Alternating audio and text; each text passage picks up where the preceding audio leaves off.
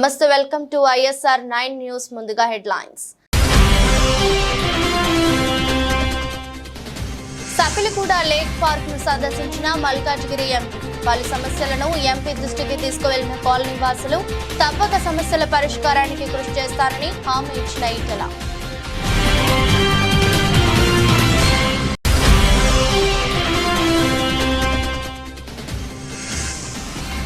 రాబోయే 100 రోజుల్లో రాష్ట్ర వ్యాప్తంగా గంజాయి విక్రయాలకు చెక్ పెడతాం, స్పష్టం చేసిన మంత్రి లోకేష్.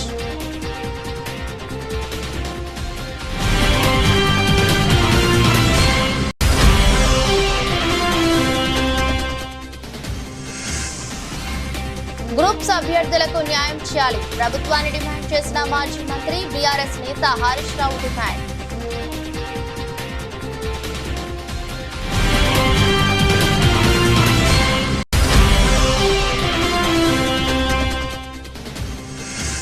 ఋషికొండ భవనాన్ని జగన్ ఇల్లుగా చూపించడం మానుకోండి, ప్రజలను తప్పుదోవ పట్టించే చర్యలు మానుకుంటే మంచిదని వైసీపీ నేత గుడివాడ అమర్నాథ్ సలహా.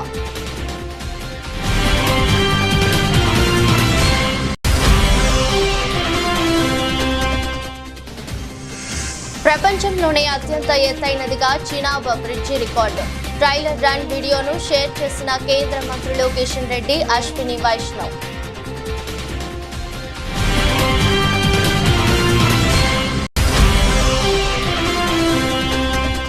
హైదరాబాద్ లో జగన్ నివాసం వద్ద అక్రమ కట్టడాల కూల్చివేత అనంతరం జీహెచ్ఎంసీ అధికారి బదిలీ.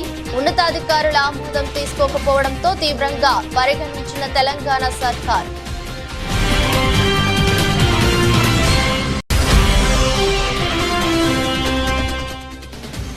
ఎమ్మెల్యే రాజా సింగ్ ను ఎయిర్పోర్ట్ లో అరెస్టు చేసిన పోలీసులు. మెదక్ వేలతానవి ప్రకటించిన నేపథ్యంలో శంషాబాద్ ఎయిర్పోర్ట్ లో అదుపులోకి తీసుకున్న పోలీసులు.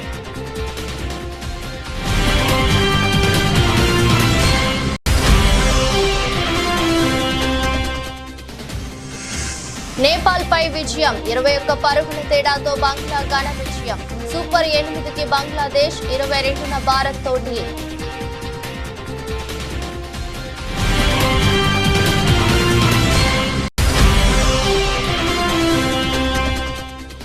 పశ్చిమ బెంగాల్లోని డార్జిలింగ్ జిల్లాలో ఘోర ప్రమాదం. ప్యాసింజర్ రైలు ఢీకొన్న గూడ్స్ ట్రైన్. ఘటనా స్థలానికి చేరుకున్న సహాయక బృందాలు.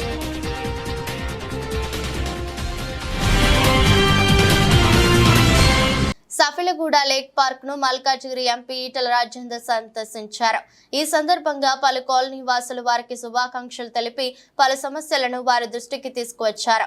ముఖ్యంగా సఫిలగూడ లేక్ పార్క్ లో మురుగు నీటి శుద్ధీకరణ unit, under ground drainage, Vajpayee Nagar under pass, Anandbagh లో ఎంఎంటీఎస్ స్టాఫ్, సఫిలగూడ రైల్వే గేట్ వద్ద ఎమర్జెన్సీ అండర్ పాస్, దోమల సమస్య తదితర సమస్యలపైన చర్చించడం జరిగింది.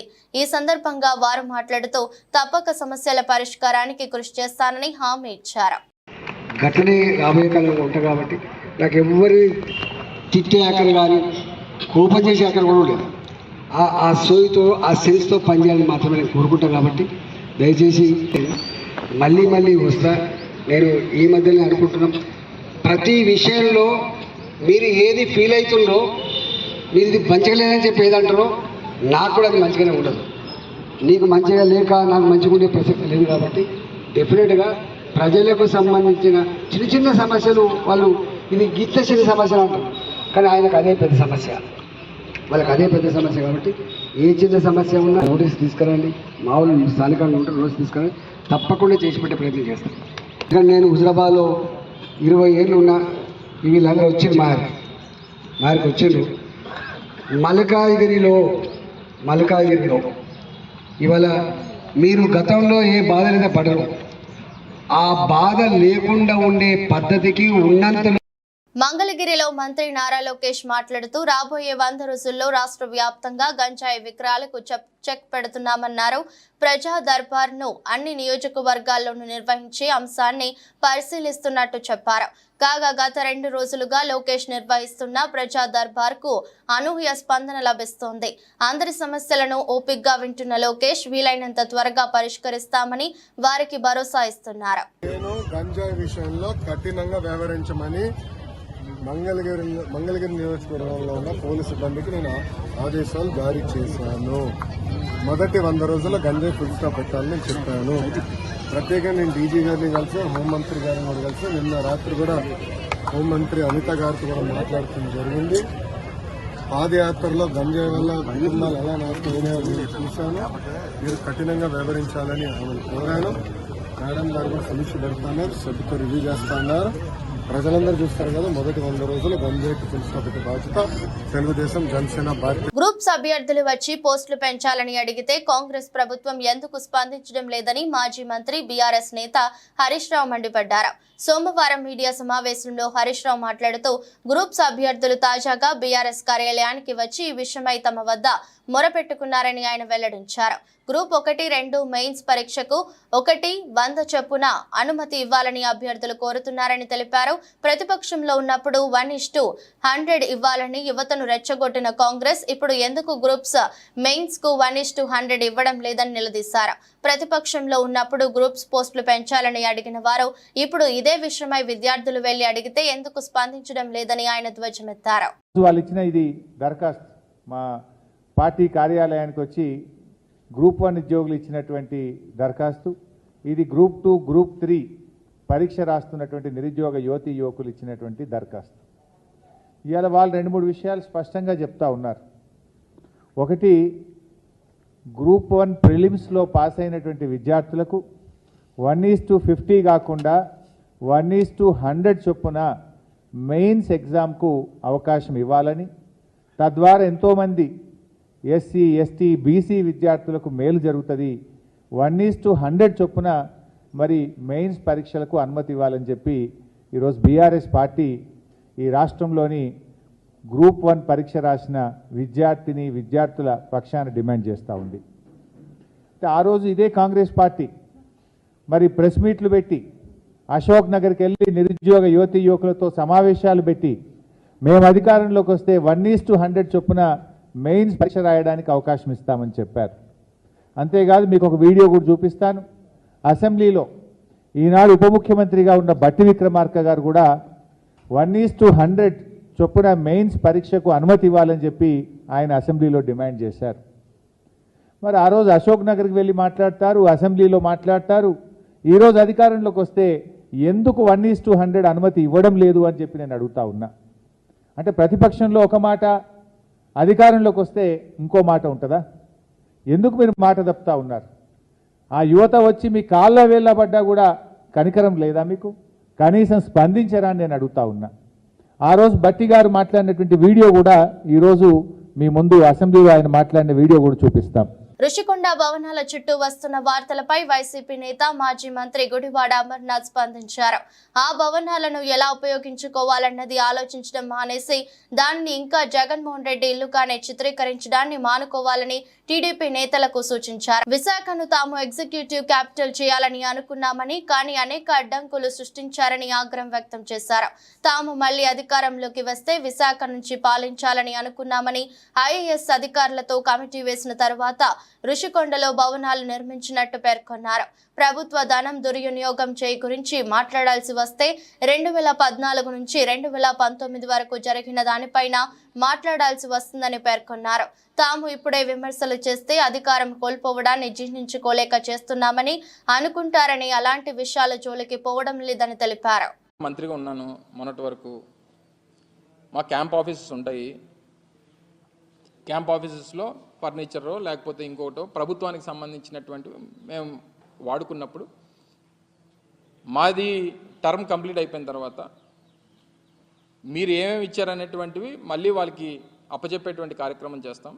ఇవి కాకుండా ఇంకేదైనా ఉంటే వాళ్ళని తెలియజెప్పమని చెప్తాం. లేదా కొన్ని సందర్భాల్లో ఏమంటారంటే ఇవి మిస్ అయ్యానో లేకపోతే ఇవి రాలేదనో ఈ టైంలో దీనికి ఇది డబ్బులు కట్టమని చెప్పి వారు ఓసారి కోరుతుంటారు. కోరినప్పుడు డబ్బులు కట్టేసి క్లియర్ చేసుకునేటువంటి కార్యక్రమం చేస్తాం.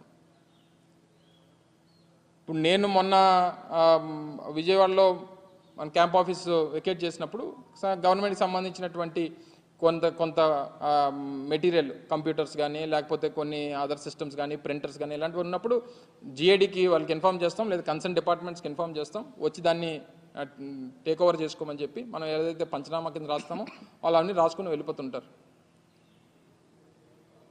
ఇది ప్రొసీజరు. జరిగి ప్రభుత్వం వాళ్ళు 4వ తారీఖున అధికారంలోకి వచ్చారు. అధికారంలోకి వచ్చిన తర్వాత మరుసటి రోజు మనం సీఎం క్యాంప్ ఆఫీస్ నుంచి ఇంటిమేట్ చేసాం. హ్యాండ్ ఓవర్ చేయాల్సినటువంటి అన్నీ హ్యాండ్ ఓవర్ చేసాం. ఇంకా ఏమైనా ఉన్నాయనుకో చెప్పాలి తప్ప ఇదేంటిది నాకు తెలియక అడుగుతాను. వాళ్ళు ప్రభుత్వాల్లో ఉన్నారు కదా, వాళ్ళు గతంలో పనిచేశారు. ఒక్క ఇరిగేషన్ గెస్ట్ హౌస్ ఇవన్నీ మాట్లాడుకున్నాం మనం. గతంలో దేవినేని ఉమ గారు ఇరిగేషన్ మంత్రిగా ఉన్నప్పుడు విజయవాడలో 45 కోట్ల రూపాయలు పెట్టి ఇరిగేషన్ గెస్ట్ హౌస్ కట్టాడు. ఎవరి డబ్బు మరి అది? అన్నీ మనం మాటలు తవ్వుకుంటే 100 బయటపడతాయి. సో ఏదేమైనప్పటికీ ఇవో కొన్ని ప్రొసీజర్స్ ఉంటాయి, ఆ ప్రొసీజర్ ప్రకారం జరుగుతాయి. ఇప్పుడు గతంలో వాళ్ళు కోడెల శివప్రసాద్ గారితో కంపేర్ చేస్తున్నారు. అది సంవత్సరం పోయిన తర్వాత వచ్చింది బయటికి. అది ఇది మేము అధికారం పోయి కేవలం 15 రోజులు అయింది. 15 రోజులు కూడా పూర్తి కావలేదు. ప్రొసీజర్ ప్రకారం అని జరుగుతుంటే వాళ్ళు కన్సర్న్ డిపార్ట్మెంట్కి ఏమైనా ఉంటే వాళ్ళు అయితే రేట్ కడుతుంటారు, లేకపోతే మనకు ఒకవేళ మెటీరియల్ ఉంటే వాళ్ళు తీసుకెళ్ళిపోతారు, మనం హ్యాండ్ ఓవర్ చేసేస్తుంటాం. ఇది ప్రొసీజర్ ప్రకారం జరిగేటువంటి. మెదక్లో జంతు వధకు సంబంధించి అల్లర్లు జరగడం తెలిసిందే.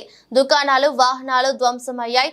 2 వర్గాల మధ్య జరిగిన ఘర్షణలో రాజ్ అరుణ్ అనే యువకుడు కత్తిపోట్లకు గురికాక నర్సింగ్ అనే యువకుడు రాళ్ల దాడిలో గాయపడ్డాడు. ఈ నేపథ్యంలో మెదక్ వెళ్లేందుకు ముంబై నుంచి హైదరాబాద్ వచ్చిన గోషామహల్ ఎమ్మెల్యే రాజా సింగ్ ను పోలీసులు ఎయిర్పోర్ట్ లో అరెస్ట్ చేశారు. తాను మెదక్ వెళ్తానని రాజా సింగ్ ముందుగానే ప్రకటించడంతో పోలీసులు అప్రమత్తం అయ్యారు. ఆయన ముంబై నుంచి వస్తున్నారని తెలుసుకుని శంషాబాద్ ఎయిర్పోర్ట్ లోనే అదుపులోకి తీసుకున్నారు. అటు మెదక్ లో బీజేపీ శ్రేణులు బంద్ కు పిలుపునిచ్చాయి. ఐజీ రంగనాథ, ఎస్పీ బాలస్వామి ఆధ్వర్యంలో భారీ బందోబస్తు ఏర్పాటు చేశారు.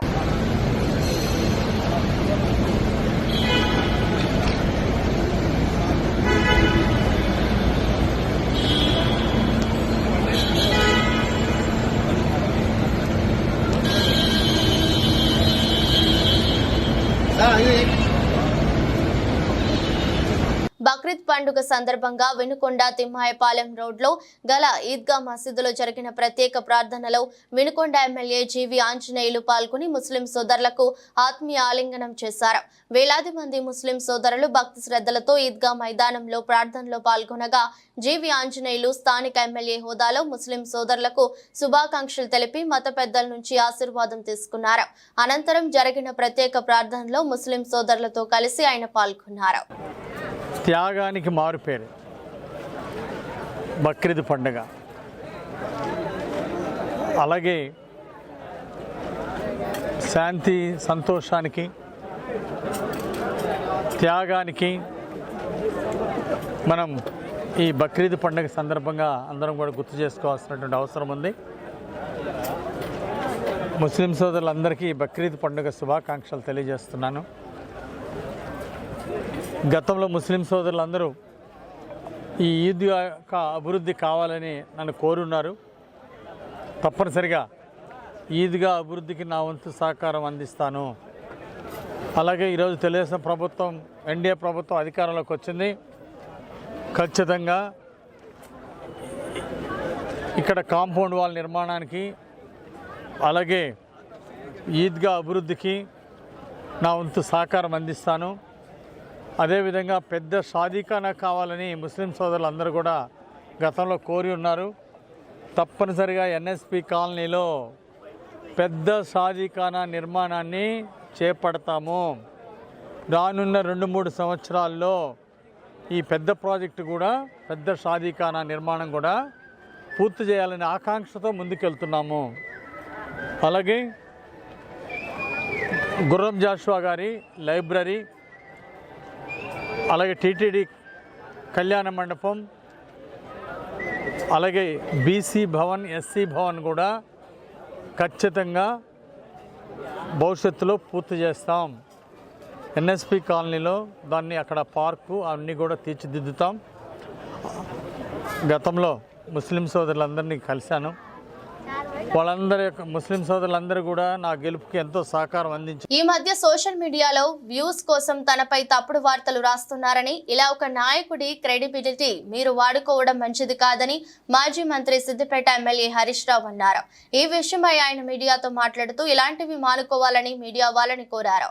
భవిష్యత్తులో ఇలాంటివి రిపీట్ చేస్తే చట్టపరమైన చర్యలు తీసుకోవడానికి కూడా వెనకాడనని స్పష్టం చేశారు. ఈ మధ్య సోషల్ మీడియాలో ఏమైందే, ఈ వ్యూస్ కోసం ఈ తంబులు అంటారట కదా వాటిని, నాకు ఎక్కువ తంబు నెయిల్స్ కోసం సెన్సేషనల్ హెడ్డింగ్స్ పెడుతున్నారు. హరీష్ రావు బీజేపీలోకి పోయిండని, హరీష్ రావు కాంగ్రెస్లోకి పోయిండని, ఇంకేందో అయిందని, వర్కింగ్ ప్రెసిడెంట్ అయిందని, ఇవన్నీ అనవసరంగా మీ వ్యూస్ కోసమో బ్రేకింగ్ల కోసమో ఇట్లా ఒక నాయకుడి నిబద్ధత మీద, ఒక నాయకుడిని క్రెడిబిలిటీని మీరు వాడుకోవడం అనేటువంటిది మంచిది కాదు. I appeal to all the media houses, particularly social media, ఇలాంటివి మానుకోండి. మీకు అంతా ఏదన్నా అనుమానం ఉంటే డైరెక్ట్గా నాతో మాట్లాడి పెట్టండి.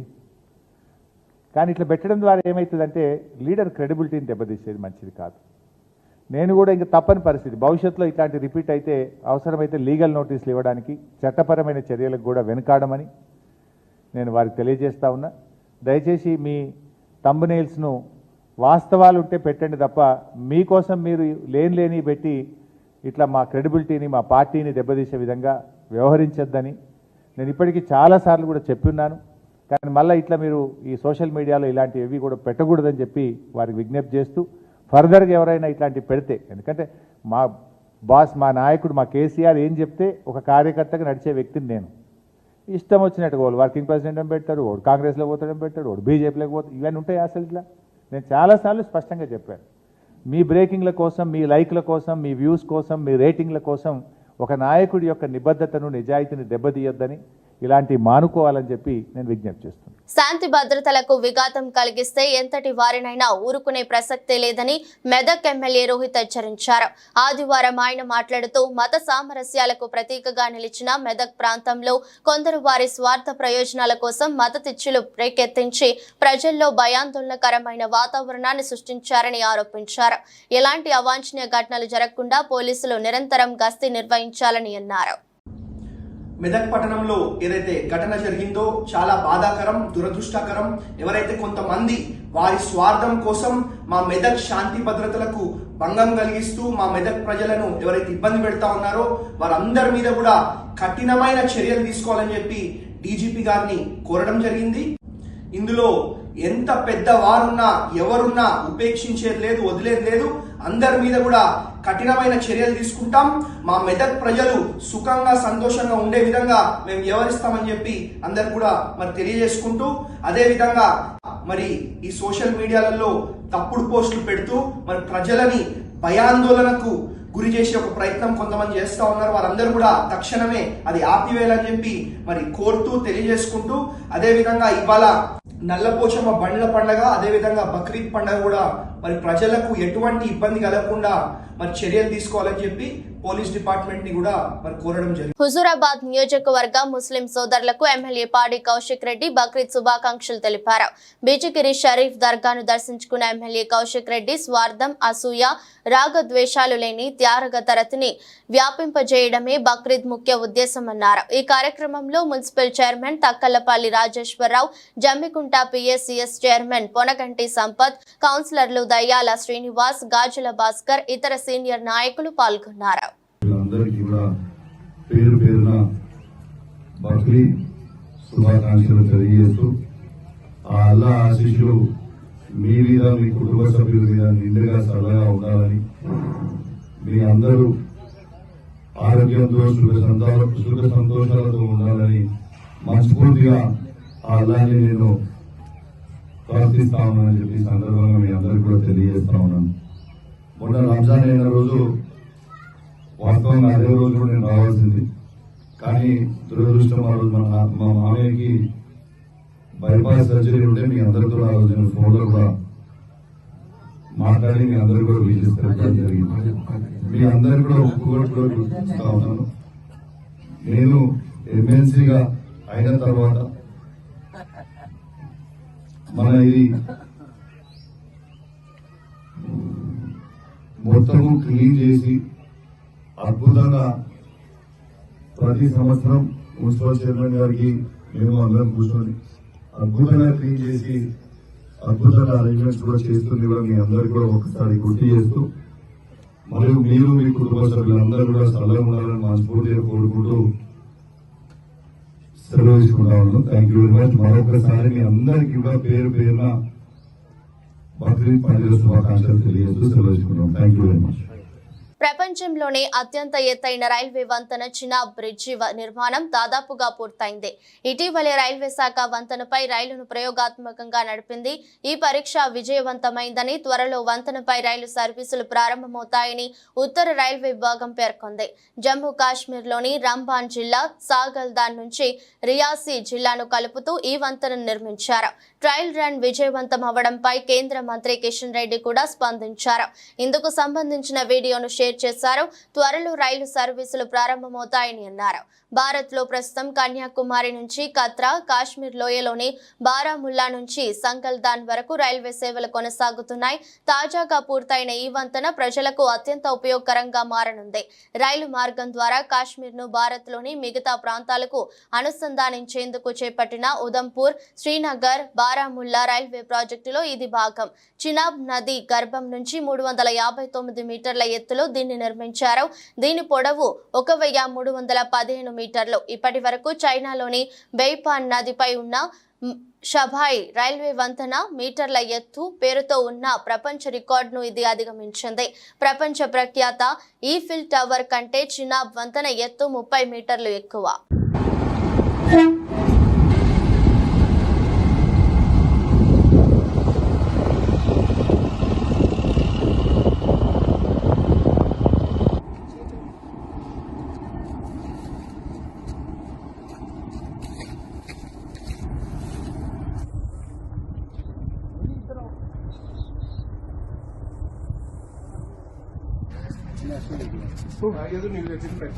పశ్చిమ బెంగాల్లోని డార్జిలింగ్ జిల్లాలో సోమవారం ఉదయం షాకింగ్ ఘటన జరిగింది.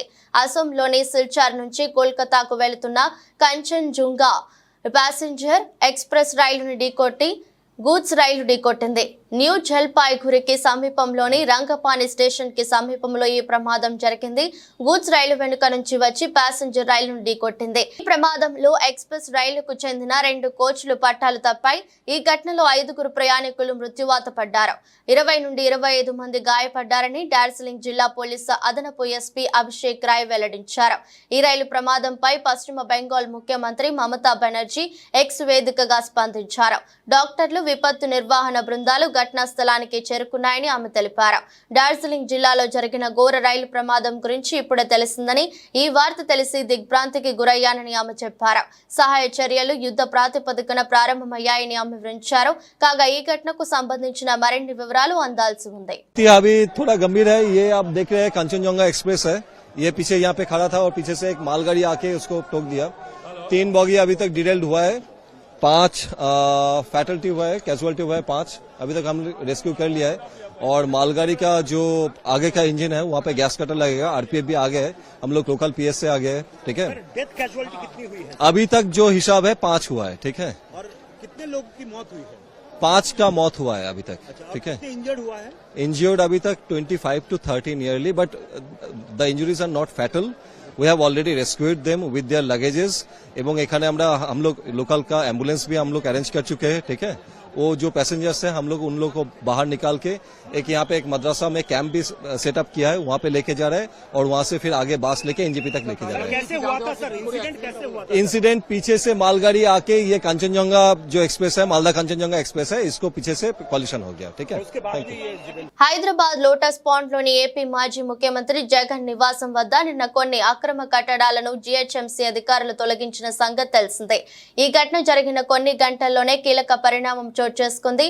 GHMC Khairatabad zonal commissioner Borkade Hemanth సహదేవరావును బదిలీ చేశారు. బోర్కాడే హేమంత్ సహదేవరావు సాధారణ పరిపాలన శాఖ జీఏడీ వద్ద రిపోర్టు చేయాలని జీహెచ్ఎంసీ కమిషనర్ ఆమ్రపాలి ఆదేశించారు. జగన్ నివాసం వద్ద ఫుట్పాత్లను ఆక్రమించి సెక్యూరిటీ అవుట్ పోస్టులను నిర్మించారని, తద్వారా ట్రాఫిక్ ఇబ్బందులు కలుగుతున్నాయన్న ఫిర్యాదులతో ఈ కట్టడాలను కూల్చినట్టు తెలుస్తోంది. ఈ కూల్చివేతలకు ఉన్నతాధికారుల ఆమోదం తీసుకోకుండానే ముందడుగు వేయడం పట్ల తెలంగాణ సర్కార్ తీవ్రంగా పరిగణించింది. అయితే లోటస్ పాండ్ లో జగన్ నివాసానికి సమీపంలో నివాసం ఉంటున్న ఓ మంత్రి నిర్దేశించిన మేరకే జీహెచ్ఎంసీ జోనల్ కమిషనర్ ఈ కూల్చివేతలకు ఉపక్రమించినట్టు సమాచారం. అమెరికాలో బ్రాండెడ్ షోరూంల నుంచి కూడా దొంగలు దర్జాగా వస్తువుల్ని దోచుకెళ్తున్నారు. తాజాగా కాలిఫోర్నియాలో సినిమాల్లో చూపించే చోరీలకు ఏమాత్రం తీసిపోని విధంగా ఓ భారత వ్యాపారికి చెందిన నగల దుకాణంలో దోపిడీ జరిగింది. దుండగులు కేవలం 3 నిమిషాల్లో దుకాణాన్ని లూటీ చేశారు. ఈ నెల 12న అర్ధరాత్రి ఘటన జరిగింది. ఈ ఘటన తాలూకు సీసీటీవీ దృశ్యాలు ప్రస్తుతం సామాజిక మాధ్యమాల్లో వైరల్ అవుతున్నాయి. వీడియోలోని దృశ్యాల ఆధారంగా సుమారు 20 మంది ముసుగు దొంగలు ఈ దోపిడీకి పాల్పడ్డారు. షాపునకు కాపలాగా ఉన్న సెక్యూరిటీ గార్డును బయటపెట్టి అద్దాల ద్వారం పగలకొట్టి వారు షాపులోకి ప్రవేశించారు. ఆ తర్వాత వెంటనే షోరూమ్ అంతా వ్యాపించి డెస్కుల అద్దాలను పగలకొట్టి అందిన కాడికి ఆభరణాలను బ్యాగుల్లో వేసుకుని పరారయ్యారు. ఈ దోపిడీ తాలూకు దృశ్యాలు అక్కడి సీసీ కెమెరాల్లో రికార్డ్ అయ్యాయి. అవి కాస్త బయటకు రావడంతో ఇప్పుడు వైరల్ అవుతున్నాయి. కాగా లూటీ చేసిన దుండగులకు ప్రాంతం గురించి బాగా తెలిసినట్టు అనిపిస్తుందని స్థానిక మీడియా పేర్కొంది. ఇక రంగంలోకి దిగిన పోలీసులు 5 అనుమానితులను అదుపులోకి తీసుకున్నారు. మిగతా వారి కోసం గాలిస్తున్నారు. T20 వరల్డ్ కప్ లో భాగంగా కింగ్స్ టౌన్ వేదికగా నేపాల్ తో జరిగిన మ్యాచ్ లో బంగ్లాదేశ్ 21 పరుగుల తేడాతో విజయం సాధించింది.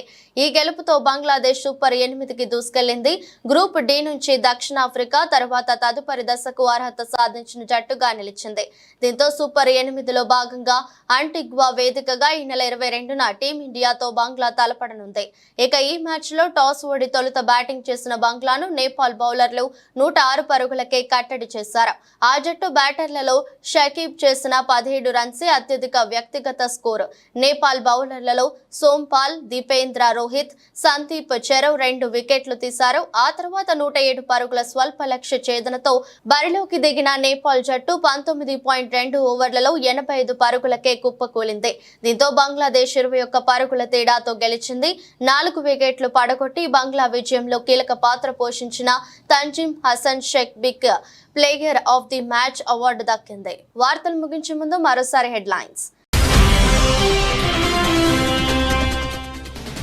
సపిలిగూడ లేక్ పార్క్ ను సందర్శించిన మల్కాజ్గిరి ఎంపీ. పలు సమస్యలను ఎంపీ దృష్టికి తీసుకువెళ్లిన కాలనీ వాసులు తప్పక సమస్యల పరిష్కారానికి కృషి చేస్తారని హామీ ఇచ్చిన ఈటెల.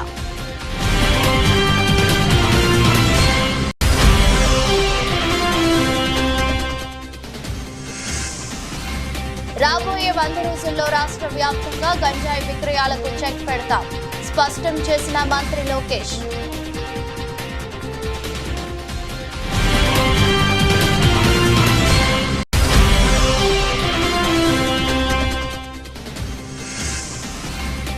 గ్రూప్స్ అభ్యర్థులకు న్యాయం చేయాలి ప్రభుత్వాన్ని డిమాండ్ చేసిన మాజీ మంత్రి బీఆర్ఎస్ నేత హరీష్ రావు డిమాండ్.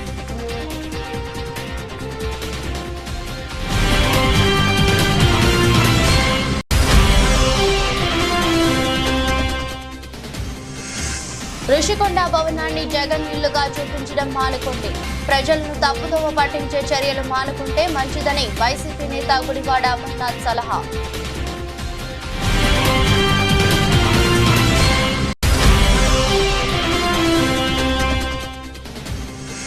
ప్రపంచంలోనే అత్యంత ఎత్తైనదిగా Chenab bridge record. Trailer run వీడియోను షేర్ చేసిన కేంద్ర మంత్రులు కిషన్ రెడ్డి, అశ్విని వైష్ణవ్.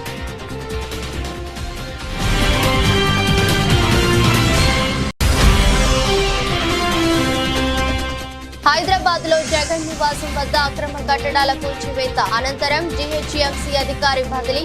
ఉన్నతాధికారుల ఆమోదం తీసుకోకపోవడంతో తీవ్రంగా పరిగణించిన తెలంగాణ సర్కార్.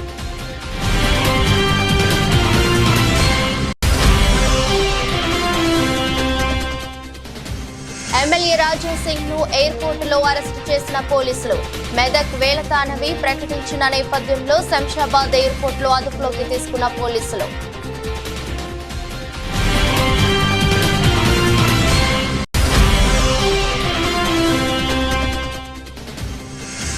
నేపాల్ పై విజయం 21 పరుగుల తేడాతో బంగ్లా ఘన విజయం. సూపర్ 8కి బంగ్లాదేశ్, 22న భారత్ తో ఢీ.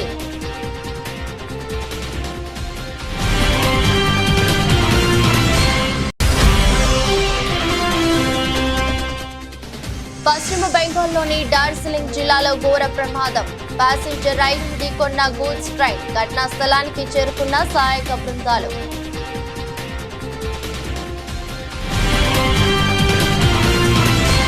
ఈ దృష్టి బులెటిన్ మరో బులెటిన్లో మళ్ళీ కలుద్దాం. అంతవరకు సెలవు, నమస్కారం.